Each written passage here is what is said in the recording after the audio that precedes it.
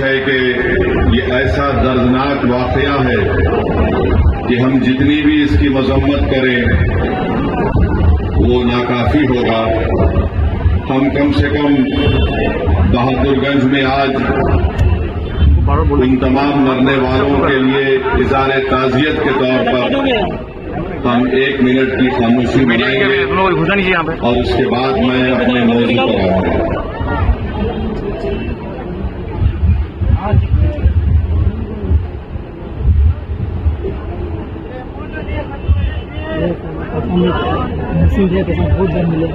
ठीक है, तुम कब से आओ।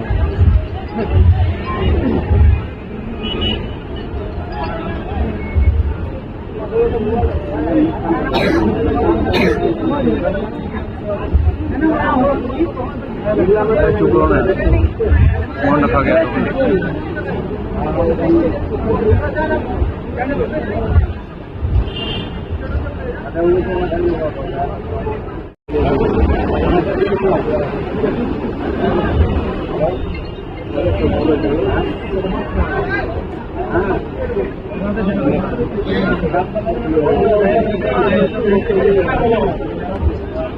बिस्मिल्लाहिर्रहमानिर्रहीम। तुम्हारे से ताकतवर है और हमेशा रहेगा इंशाअल्लाह।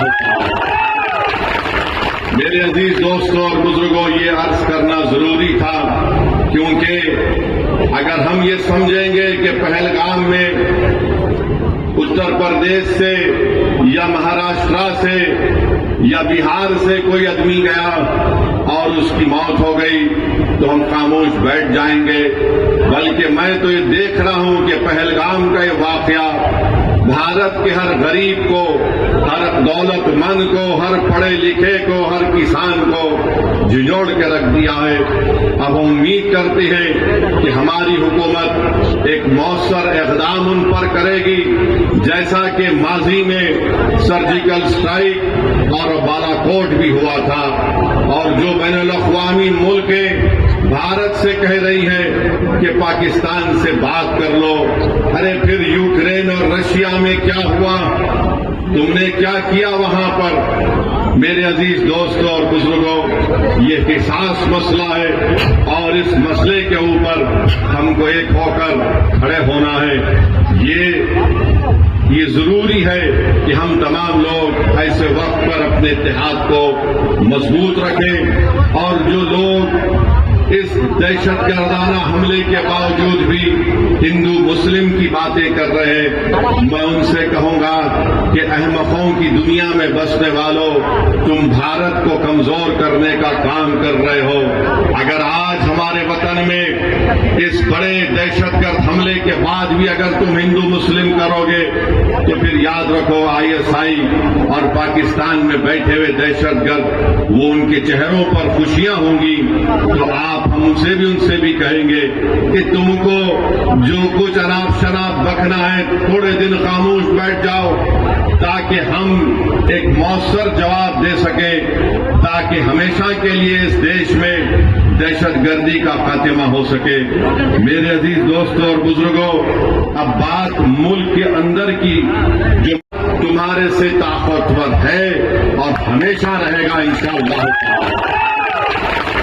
मेरे अजीज दोस्तों और बुजुर्गों, ये अर्ज करना जरूरी था क्योंकि अगर हम ये समझेंगे कि पहलगाम में उत्तर प्रदेश से या महाराष्ट्र से या बिहार से कोई आदमी गया और उसकी मौत हो गई तो हम खामोश बैठ जाएंगे, बल्कि मैं तो ये देख रहा हूं कि पहलगाम का ये वाकया भारत के हर गरीब को, हर दौलतमंद को, हर पढ़े लिखे को, हर किसान को झिझोड़ के रख दिया है। अब हम उम्मीद करते हैं कि हमारी हुकूमत एक मौसर इक़दाम उन पर करेगी, जैसा कि माजी में सर्जिकल स्ट्राइक और बालाकोट भी हुआ था, और जो बैनुल-अक़वामी मुल्कें भारत से कह रही हैं कि पाकिस्तान से बात कर लो। अरे फिर यूक्रेन और रशिया में क्या हुआ? तुमने क्या किया वहां पर? मेरे अजीज दोस्तों और बुजुर्गों, ये हिसास मसला है और इस मसले के ऊपर हमको एक होकर खड़े होना है। ये जरूरी है कि हम तमाम लोग ऐसे वक्त पर अपने इत्तेहाद को मजबूत रखें और जो लोग इस दहशतगर्दाना हमले के बावजूद भी हिंदू मुस्लिम की बातें कर रहे हैं, मैं उनसे कहूंगा कि अहमकों की दुनिया में बसने वालों, तुम भारत को कमजोर करने का काम कर रहे हो। अगर आज हमारे वतन में इस बड़े दहशतगर्द हमले के बाद भी अगर तुम हिंदू मुस्लिम करोगे तो फिर याद रखो आईएसआई और पाकिस्तान में बैठे हुए दहशतगर्द, वो उनके चेहरों पर खुशियां होंगी। तो आप हमसे भी उनसे भी कहेंगे कि तुमको जो कुछ अनाप शनाप बकना है थोड़े दिन खामोश बैठ जाओ, ताकि हम एक मौसर जवाब दे सकें, ताकि हमेशा के लिए इस देश में दहशतगर्दी का खात्मा हो सके। मेरे अजीज दोस्तों और बुजुर्गों, अब बात मुल्क के अंदर की। जो सीमांचल की जनता गरीब जरूर है, मगर सीमांचल की जनता अपने सर को सिवाय अल्लाह के आगे किसी के आगे नहीं झुकाती। तो पतंग साहब को उन्होंने वोट दिया है, अपनी जमीर की आवाज पर वोट दिया है। और आज मैं कह रहा हूं कि अख्तर अली मान साहब मजलिस इत्तेहादुल मुस्लिमीन बिहार के सदर हैं। अख्तर अली मान ने इस जमात की जिम्मेदारी को उस वक्त संभाला जब मजलिस के पास कोई चीज नहीं थी। अख्तर अली मान की मेहनत और उनके साथियों की मेहनत ने मजलिस इत्तेहादुल मुस्लिमीन को किशनगंज से हमारा एक पहला एमएलए मुंतखब करवाया। पार्लियामेंट के इलेक्शन लड़े, दो पार्लियामेंट के इलेक्शन लड़े, कामयाबी हमको नहीं मिली, हमारे हौसले पस्त नहीं हुए हैं। करीब 3 लाख के करीब हमको वोट मिले। असेंबली का इलेक्शन हुआ, आपने 5 एमएलए को कामयाब किया। आज फिर आपके सामने मजलिस इत्तेहादुल मुस्लिमीन आपके दरमियान में आकर कह रही है कि जब बिहार प्रदेश का चुनाव होगा, आपको सीमांचल के इंसाफ के लिए पतंग छाप का साथ देना है, असदुद्दीन ओवैसी का साथ नहीं है। आपको सीमांचल के इंसाफ की लड़ाई मजलिस लड़ रही है। पतंग छाप ने जब से सीमांचल का नाम लिया, तो जो कल तक राजद वाले सीमांचल का नाम लेने से पीछे हटते थे, जो कल तक नीतीश कुमार की जबान पर सीमांचल का नाम नहीं आता था, मोदी इसको क्या कहते थे आप जानते इस इलाके को। आज पतंग छाप को आपने वोट दिया तो मोदी, नीतीश और राजद के नेताओं की जबान पर सीमांचल आ गया। ये मजलिस की कामयाबी है जो आपने मजलिस को अपना वोट दिया था। तो मेरे अजीज दोस्तों और बुजुर्गों, अख्तर अली मान की क़यादत में मजलिस सीमांचल से लेकर बिहार के कोने कोने तक जा रही है और मुझे यकीन है कि हमको कामयाबी मिलेगी। मैं उन तमाम से अपील कर रहा हूं जो आज बेजार हैं, तंग आ चुके हैं फिरका परस्ती को देखकर।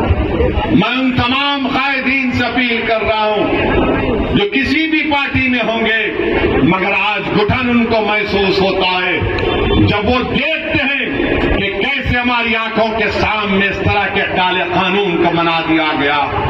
वो ये महसूस करते हैं, अपनी जमीर उनको पुकार पुकार कर उनसे कहता है कि वक्त आ चुका है कि बिहार में हम अपनी एक क़यादत को बनाएं, जब यादवों की क़यादत हो सकती है, जब कुशवाहा और कुर्मी की क़यादत हो सकती है, जब अप्रकाश की क़यादत हो सकती है, जब दलित भाई बहनों की सियासी क़यादत हो सकती है, तो क्या गरीब और मजलूमों की क़यादत नहीं बन सकती। मेरे भाई, ये फैसला आपको दोबारा करना, और मैं आपसे अपील कर रहा हूं कि हम अपनी क़यादत को बनाएंगे इंशाअल्लाह ताला, ताकि एक अख्तर अली मान, आपने देख लिया कि 4 भगोड़े तो भाग गए थे, सीमांचल के लिए एक काम नहीं कर सके, मगर एक अख्तर अली मान पूरे बिहार असेंबली के लिए भारी पड़ चुका है।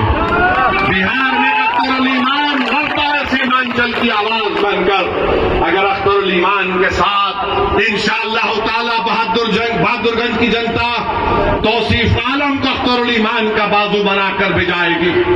अगर सीमांचल की जनता किशनगंज से मजलिस के उम्मीदवार को अपनी आवाज बनाकर बिहार की विधानसभा में भिजाएगी, अमूर और बैसा की आवाम नुमाइंदे को कामयाब करेगी। कोचादामन की आवाम अगर अपने इत्तेहाद की ताकत पर और अपनी ताकत की बुनियाद पर आप बिहार में मजलिस के नुमाइंदे को कामयाब करके भेजाएंगे और सीमांचल के मुख्तलिफ जोकी में वहां पर भी आप भी जाएंगे, तो याद रखिए हम सीमांचल से इंसाफ उसी वक्त होगा जब तुम्हारी आवाज होगी। आवाज से मतलब तादाद। हाँ, ठाकुरगंज पूरा सीमांचल, ठाकुरगंज भी। तो मेरी आपसे अपील है कि अब की बार ये आके बोलेंगे वो बी टीम, ये बी टीम ही थी जिसने मोदी के सामने इस वक्त के कानून को फाड़ दिया था। सर, बिहार चुनाव में शंखनाद आपने बहादुरगंज से कर दिया है, आगे क्या रणनीति होगी और कितने सीटों पर चुनाव लड़ेगी एमआईएम? हम लोग 6 सीटों पर चुनाव लड़ेंगे और कैंपेनिंग का आगाज हो चुका है जी। और बिहार के सीमांचल के पहले मुख्तलिफ मुकामात विधानसभा हम जाएंगे और बिहार में जाकर अपनी पार्टी का काम और सर, किशनगंज के अलावा कितने सीटों पर चुनाव लड़ रहे हैं आप? हम ज्यादा सीटों पर चुनाव लड़ेंगे और चुनाव के नहीं बता पाएंगे। ये कोचाधामन से जदयू के विधायक जो अभी जदयू को छोड़ करके पार्टी में शामिल होने की बात कही जा रही है, क्या वो उनको भी शामिल करेंगे? क्योंकि 4 लोग गद्दारी किए हैं आपसे। बोलना बहुत जल्दी होगा, देखिए इंशाल्लाह क्या होगा। सर, क्या थर्ड फ्रंट के आप लोग अलायंस करेंगे क्या सर? थर्ड फ्रंट का सर तीसरा मोर्चा के अलायंस में जाएंगे या फिर इंडिया के साथ जाएंगे? तो हम अपना ही आगे देखिए क्या होगा। ऊपर कीजिए, बोल रहे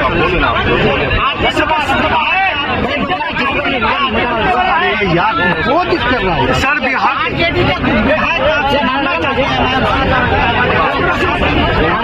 ईमान का नंबर दे दीजिए, वो कॉन्टैक्ट कर ले। सर, बिहार ने देश को दिशा दिखाई है, जाति सेंसस जो हो रहा है, कास्ट सेंसस को लेकर क्या कहना चाहते हैं? बात सुनिए, जाति सेंसस बिहार में आपके पास है क्या? नहीं, डाटा नहीं, कॉपी है उसकी? नहीं है। क्यों नहीं है? सिर्फ परसेंटेज शो किया गया। कॉपी तो दीजिए ना, पब्लिक डॉक्यूमेंट थोड़ी है वो। क्योंकि इसको पब्लिक डॉक्यूमेंट इसलिए नहीं बना रहे हैं राजद और नीतीश उस वक्त, क्योंकि उसमें तो खुल के आ गया था कि सबसे पसमानदा मुसलमानों की बरादरियां हैं और दलित हैं जी। तो ये कौन सा जाति जनगणना हुई और उसमें आपने क्या काम किया?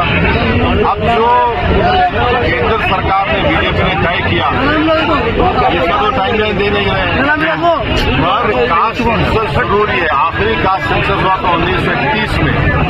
तो खासतौर से मुसलमानों में जितनी बरादरियां हैं, कास्ट में, दलितों में है, अपर कास्ट में है, तो बैकवर्ड क्लास में, तो मालूम तो होगा ना कि कौन सी कास्ट आगे बढ़ी, किसका हाथ मारा गया, किसके पास कितनी जमीन है, किसको कितनी नौकरी मिली, किसकी कितनी आमदनी है। ये जल्द से जल्द होना चाहिए। हमारा डिमांड ये है कि जल्द से जल्द करिए, पार्लियामेंट में आप कानून लाकर सेंसस के कानून को तरमीम करिए, अमेंड करिए और इसको जल्द से जल्द शुरू करिए और खत्म करिए। सर, ये विपक्ष द्वारा आप पर आरोप लग रहा है कि आप जो है सर वक्फ बोर्ड कानून के आड़ में राजनीति कर रहे हैं। कौन? विपक्ष आप पर आरोप लगा रहा है सर। छोड़िए ना सर, ये आरोप जो लगता है ना, सिवाय हमारी बीवी के हम किसी को खातिर में नहीं लाते। चलता है, आरोप लगा रहे हैं, मगर हम ये चैलेंज कर रहे हैं, जितनी बात हम कहें, तुम्हें एक चीज बताओ उस कानून में जिससे वक्फ को फायदा हो रहा है। तुम तो वक्फ लूटने के लिए कानून बना रहे और राजनीति वो नहीं कर रहे। सर, यहाँ के जो कार्यकर्ता पार्टी छोड़ दी है, क्या बोलूं?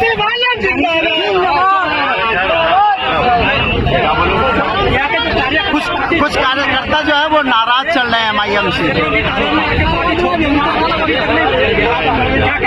हम तो बात कर रहे हैं,